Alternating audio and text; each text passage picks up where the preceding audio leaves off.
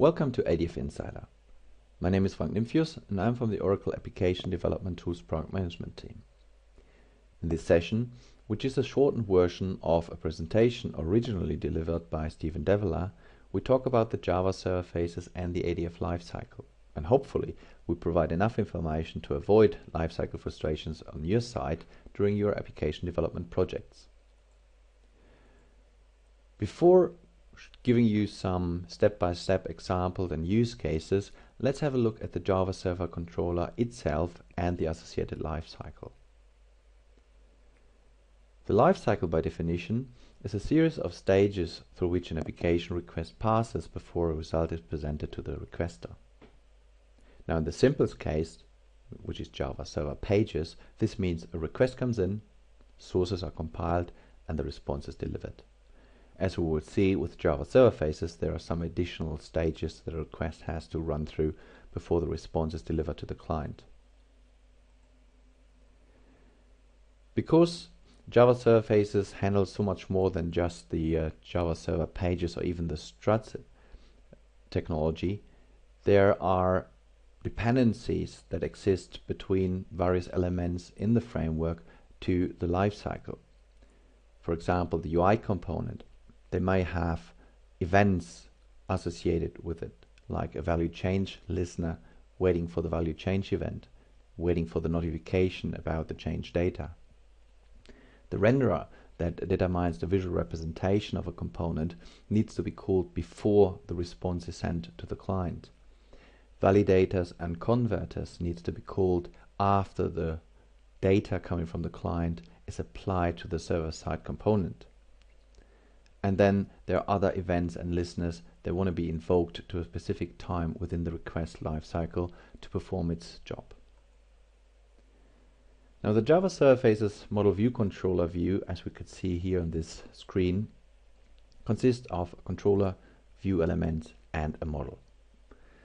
The starting point of every Java Server Phases request is the Phases servlet, which performs the navigation as defined in the phases config file, which notifies specific phase listeners. So if, for instance, your application requires to monitor the different lifecycle phases, then you can have a phase listener defined in the phases config that does that for you. But even these phases needs to be initiated and the lifecycle listener then needs to be notified.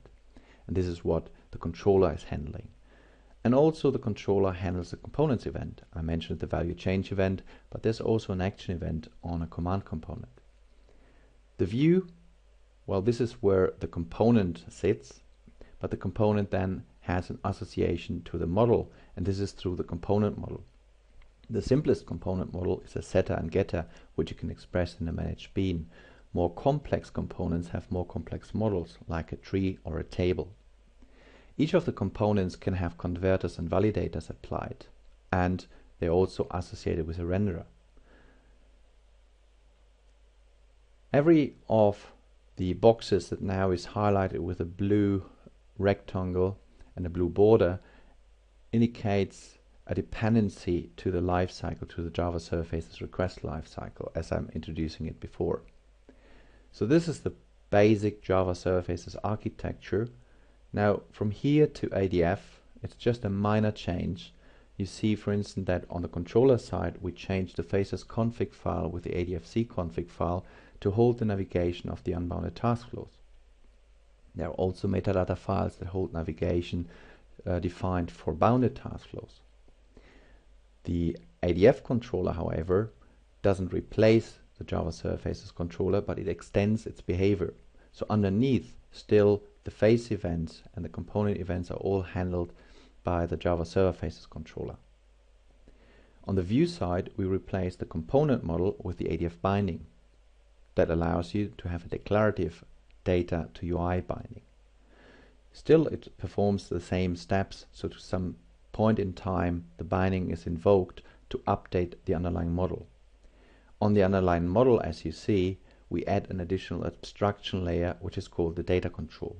The data control dispatches the request to whatever business service you configured behind it. That could be ADF Business Components, a web service, a POJO, or an EGB. Similar, if we look at the components that are dependent on the lifecycle, all the blue bordered boxes represent these kind of elements.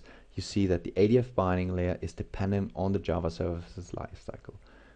So you can say Java Services Lifecycle rules ADF, or to put it differently, ADF is well integrated and seamlessly integrated within the Java Services Lifecycle, which however also means that understanding the Java Services Lifecycle is one of the success factors in building applications with Oracle ADF. The Java Services Lifecycle knows about 6 stops. The first one is the restore view. In Java Services, every view is represented on the server with Java objects. This Java object tree that represents the view needs to be built on the initial request, and then for every subsequent request will be used to apply change data and to notify the model about these value changes and make sure that new data that comes into the server is updated. So if the restore view exists, then the next step would be to apply request values, because this means that obviously we do have a state that is held on the server, and so-called a local value, that needs to be updated or at least first compared to submitted values. If this goes well, the next step will be the process validation phase. Now here we convert the data that comes from the client, which typically is in a string format, to the object format that is represented by the component. Once this is successful, validation is performed on the component. So that is required field validation, length validation, pattern validation, whatever validator is applied to a component. If this is successful, the next step is the update model. Now here the value that comes from the client that gets updated on the component now is updating the business model. Now this could be a managed bean that then updates an EGB reference, or this could be the ADF binding layer. If this is successful, the next step is invoke application. Now here's where all the action listener fires. This typically would be where you navigate off to a next view, or where you just invoke new queries or some actions that you define in a managed bean method or on the binding layer. The last step always is render response. As you see, there are dotted lines going from many of these phases to the render response phase. Now this indicates that the framework itself is smart enough to detect when there is an error and immediately stop the processing of phases that haven't been processed so far. Instead, it will go straight to render response to display an error message to the user. So let's have a look at a simple request example. On an initial page request, for example, to request a view as we see here on the screen that has an input field, a date field, and a command button to process, the first phase in the lifecycle that is requested is the restore view phase. The restore view phase now will check if this view has been requested before and if there's some existing state to it. If it doesn't find an existing state on the server side for this view, it will process with the render response phase, because there's no need to update a value, as obviously this is the first time this page got requested.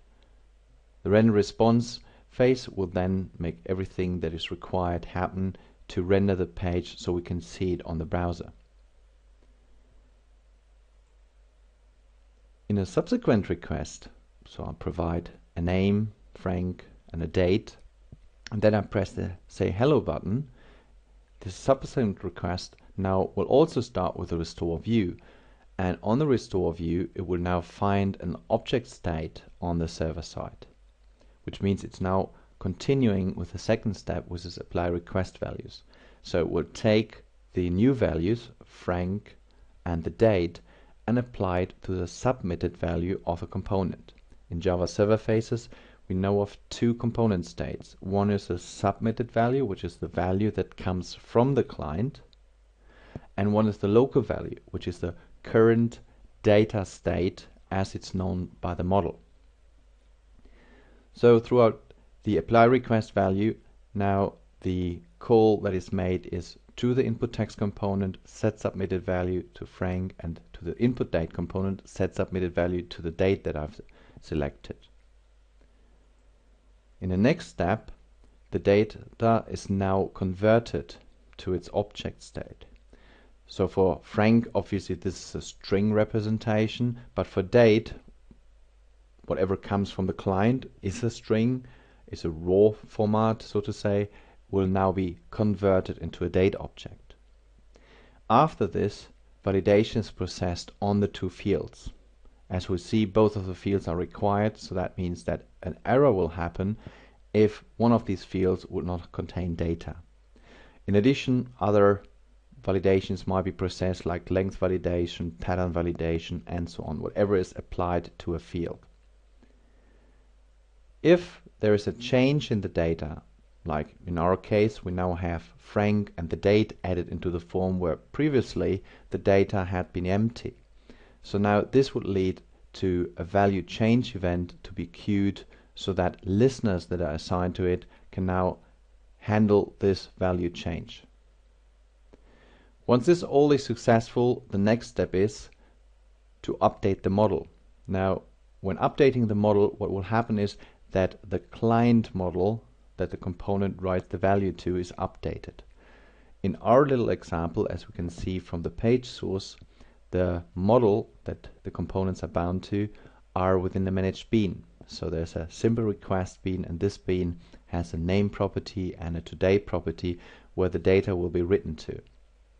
If you work with ADF, then the expression language string you see for the value property will have a form of bindings dot attribute name dot input value. So here on the model now, in our case, the set name and set today will be called to update the submitted value into the model. And then the submitted value and the local component value are cleared, so that in the process of the response, the new local value will be set as read from the model, and the submitted value is empty, because that is something that we would expect the user to provide with the next request. After update model, the invoke application phase will be invoked, and this now will invoke on our action listener property a method called sayHello. Now in this example, what it does is it will read the string value from the name field and the date and concatenate this information to a greeting. As we can see, the greeting in the message box, hello Frank, and then the date associated to it. If the action property was set on a command component, and if this action property was pointing to a navigation case, then navigation to a different view would happen as well in this phase. Last but not least, the render response phase will be called to make sure that the visual representation of this change is now rendered on the client. So we see that the subsequent request goes through all of the 6 steps in the Java Server Faces lifecycle. So let's dive deep into the Java Server Faces lifecycle by exploring the immediate attribute, especially the immediate attribute if set to true. So first of all, what is the immediate attribute for, and when would you use it? First of all, the immediate attribute exists on all components. That exists on input components as well as on command components. And the use case typically is if you want to have a specific component to be processed within the lifecycle before all other components, you would set its immediate property to true.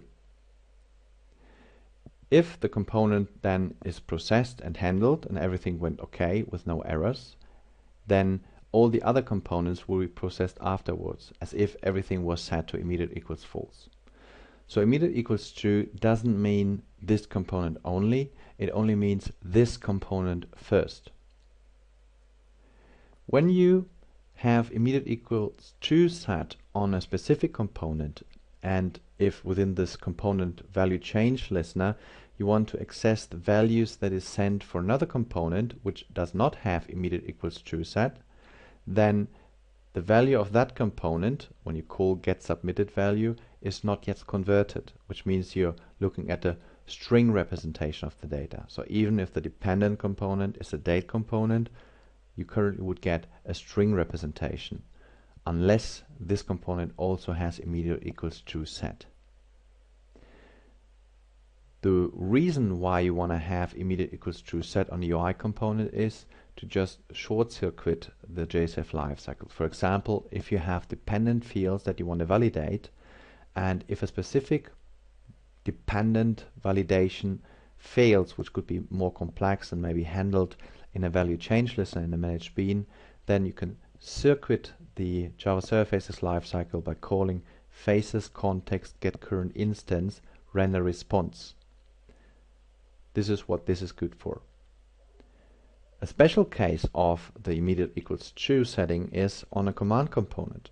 On a command component, it's not that all of the components run through the regular Java Server Faces lifecycle once the component that has the immediate equals true setting defined. Instead, what it will do is the command component will immediately invoke its action, and then it will continue with the render response phase, which means it drops the update model and the process validation on all the other components on the page. So this is a special case, and as you could see, the special case really makes sense if, for instance, you have a cancel button, or if all that you want to do is quickly navigate to another view without updating the form that you're currently looking at.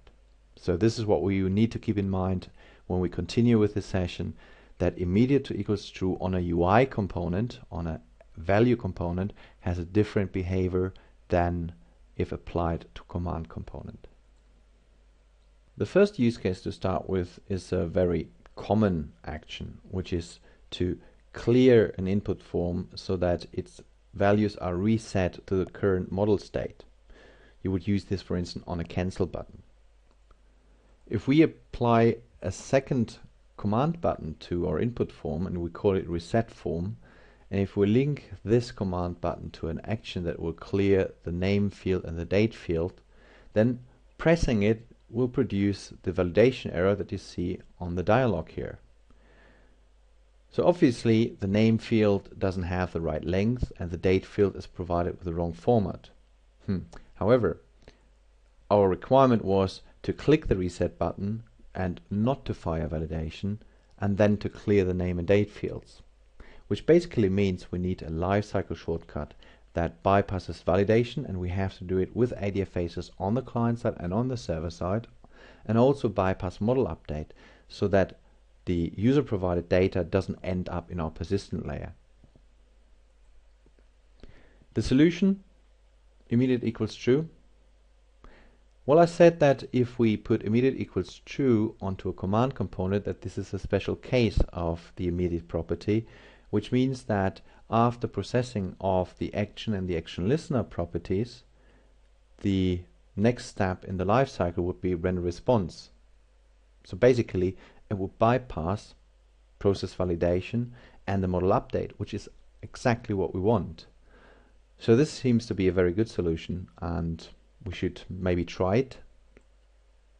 So the solution, how it would work and how we envision it right now to work, is that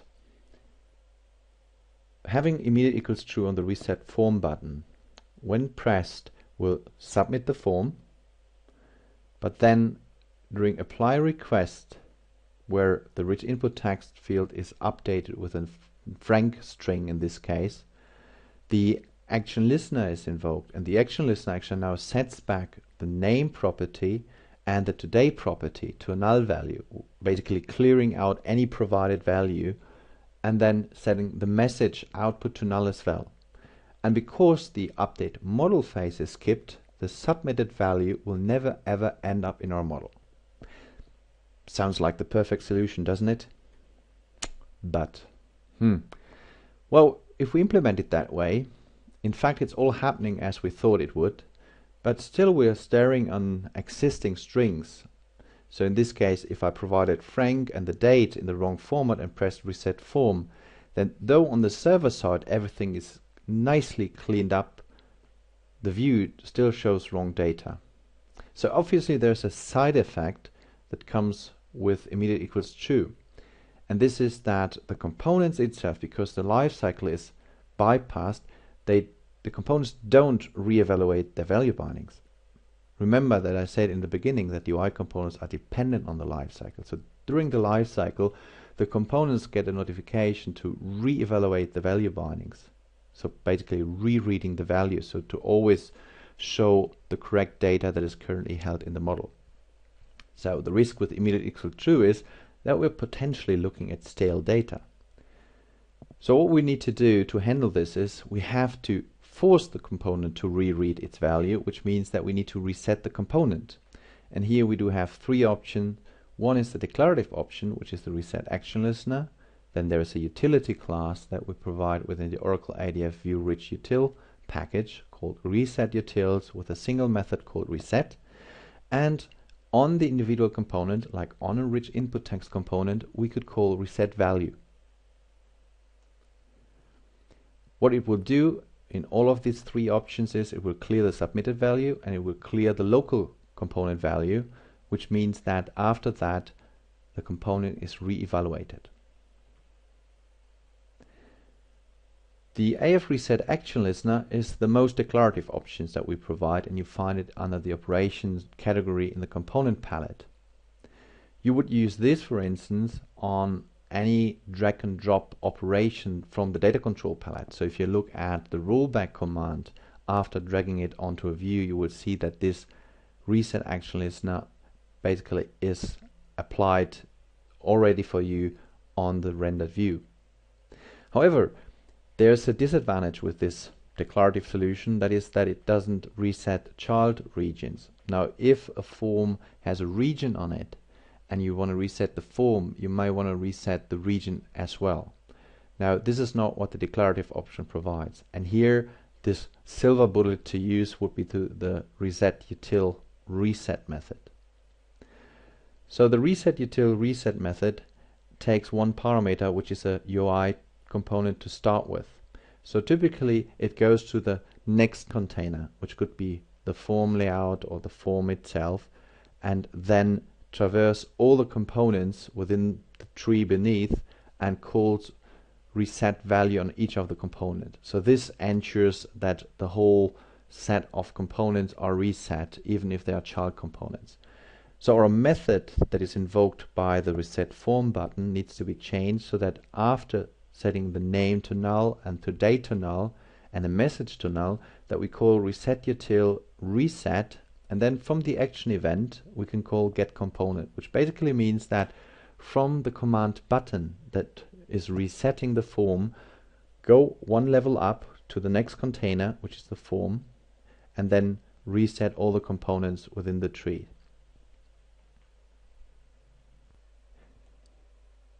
The next use case is more complex than the reset form use case, and we use this to put our understanding of the Java surfaces and ADF lifecycle on a test run.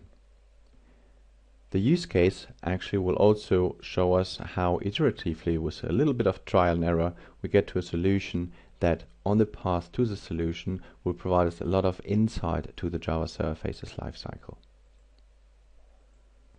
Here is the form that we know from the examples before. The difference though is that we added a third field, which is the suggest greeting field. And there's a suggest greeting button that if there is a value provided for the name field, pressing this button will add a hello prefix to the name and suggest this as a greeting, so that when the user presses say hello, this will be displayed on the message box. As you could see on this screenshot, when pressing the button, the validation will kick in, which is good for the field that we are on, the name field, which is bad for the suggest field and for the date field, because this is where we don't want to have validation to be processed, because we want to make sure that we can suggest a greeting to fill the suggest greeting field and then to select the date field. So we want to work in the order of the fields. So let's see how we probably could solve that.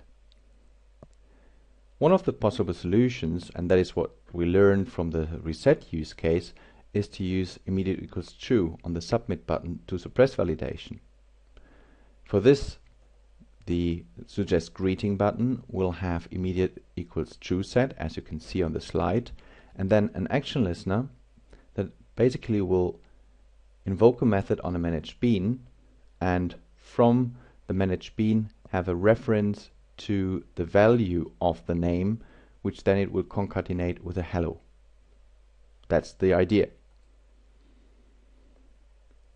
However, if we do this, then it doesn't work as we expected. And the reason here is that by bypassing the process validation, we get our result, which is that the validation no longer shows.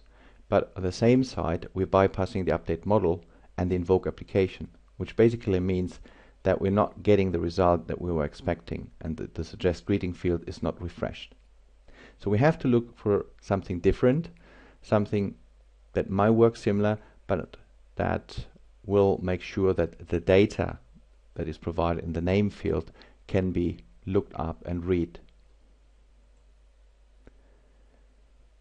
So one of the things we can look at would be a value change event. If we provide a value to the name field, and if this value is different from the previous value, then for sure the value change listener will fire, or should fire, so to say. So that means if we change the logic that we have, so that instead of having a logic applied to the suggest and greet button, we now look at the value change event for the text input field just to set the suggest greeting, then this might do the trick. Wondering if you would buy into this solution, but let's have a look what really happens here. Well, actually what happens, it doesn't solve the problem. Though we can get by the validation error, so we can press the button, and though we see the frank as highlighted, this has nothing to do with that we cannot process the request. However, the value change listener fires during the process validation, which is in phase 3. If we put the suggest button to immediate equals true, this is exactly what we bypass and that we skip. So a value change listener doesn't help at all.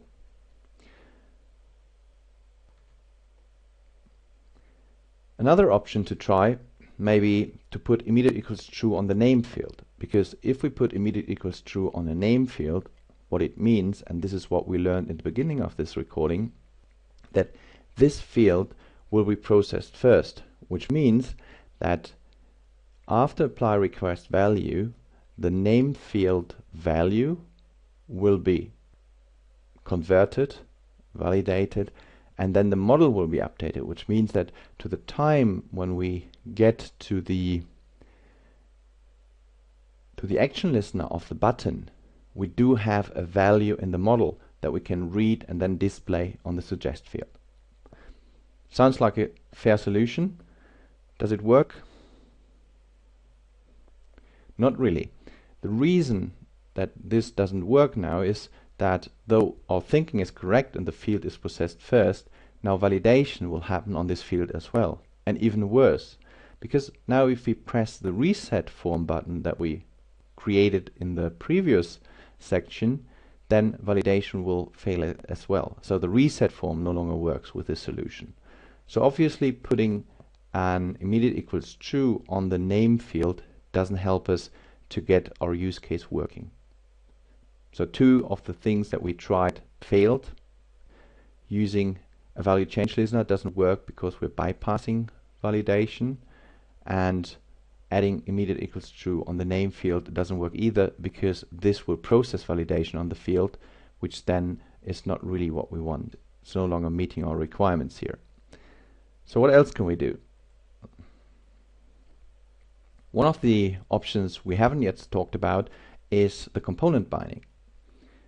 Every component in Java server phases has a binding property, and this binding property could be used to create a backing bean binding, the so-called component binding, which would allow us to get a handle to the component and talk directly to the component and not to the model. On the component, as we know, there are two types of values available. The submitted value, which is the value that comes from the client, and the local value, which is the value the component read when rendering, and it reads this value from the model. Before some of you shout out loud and say, oh, component bindings are not performant enough, well, there are two different ways of getting the component binding. One is, as specified here, to use the binding property, and the other one is to use a dynamic lookup. So don't get distracted by this little difference here that I use a component binding directly. What you see, however, in the screen is that we do have two types of managed beans. So there's still the managed bean that actually represents our model, which is in view scope, so that a change of the data survives the request. And then you see there's a backing bean that I'm adding to the input text field. And the reason why we do need to use two backing beans, or two beans in general here, is that the component binding has to be in a bean that is in request scope. So it could be request scope or the backing bean scope as shown here on the screen, which is an ADF controller scope. Java Surfaces components are not serializable, and this is the reason why you want to make sure that this is in request scope. Also, components typically don't maintain state because this is what the model is for. So putting the model bean in view scope and the backing bean scope to the component will nicely separate the two different concerns and make it work. However, with this approach, what we want to do is from the view scope bean, which is executing the action listener associated to the suggest greeting command button, we want to access the component, the field component, to get its changed value. For this, the method that we use in the suggest greeting action is to use an expression language lookup to the backing bean scope bean that holds the component reference. If you read the code, it's plain Java Server Faces code, so we just go from the Faces context, get an access to the expression language context, then look up the backing bean in the backing bean scope, which gives us a reference to the backing bean class. And then on this backing bean class, what we can do is we can call get value on the value expression that we create, and this then gives us the instance of the backing bean. On this backing bean, we can now call get name field binding. So when you create a component binding, then you will get a setter and a getter for the component in this managed bean. In our case, the reference is of type rich input text field, because rich input text is the object, the Java Server Faces component object that represents the field at runtime. And then what we can do is we can also access the greeting field. So we have two references here, the name field and the greeting field. And in the next step, what we do is we call set suggested greeting, put hello, and then read from the name field the get submitted value. So we cannot look at the local value because the model hasn't been updated, because we're still running under immediate equals true on the command button, but the submitted value is available. The only thing that we have to be aware of is that the submitted value to the point that we access it is in a raw format. So in a string case, like in the name field, that's all fine. If that was a date, we would have to convert the submitted value to the date object first. Anyway, last step we do is we reset the value of the greeting field, as we have learned that if we use an immediate equals true on a command button, that the field doesn't reread its value, and this is what we needed to do. Good that we have a handle to the greeting field through the backing bean component. Now we can call reset value, and then when the screen comes back, the message should be set properly to the suggested value. Well, we are getting close here. So we see the right message, but this solution has a little problem which has to do with the validation, because we put validation on the name field for purpose. So Frank obviously doesn't meet the required validation, which is to have a length between 7 and 13 characters. So what we want to do is to implement the use case as we envisioned it, is to enforce validation to be performed only on the name field, while still keeping with the other implementation that will bring up the suggested greeting. Good news here is it's a little fix. It's not really a big matter to close that little gap of functionality. And what we learn here is that though the immediate equals true bypasses validation, for a specific field we can queue the process of validation back in. So the same code that we had on the previous slide up to the point where we have a backing bean reference is displayed here on this screen. So then starting from the backing bean reference, we get access to the name field. And then on this name field, what we want to do, first thing, we want to call process validators. Now this will only for this field process all validation that is configured on that field. And if this validation is successful, and only then, we would concatenate the field value with the suggest greeting. And why can we use the get value now? Because we processed validation, so that means that the local value now of the field is updated. So we no longer have to use a get submitted value, so we also have the benefit of having a converted value. So if that wasn't a string value field, but a date value field, that would be now a date object to deal with. And then the last line is the same, just to reset the value. And now, voila, what we see is that if the string that we provide for the name field does not meet the requirements of the validator, we see a validation error. If it does meet the validation criteria, we see the proper suggest string.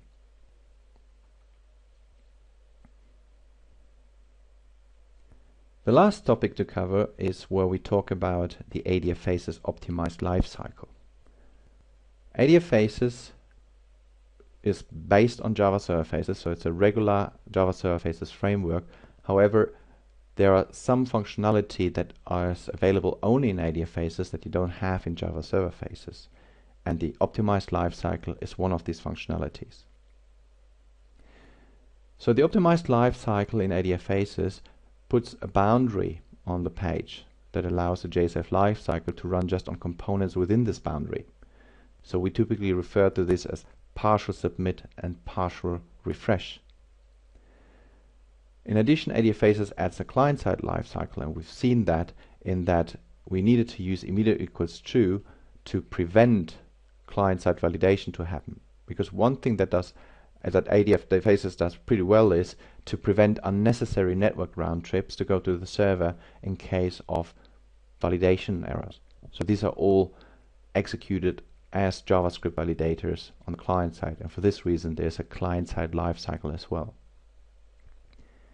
In ADF Faces, most of the ADF Faces components actually leverage the optimized lifecycle and work with event boundaries.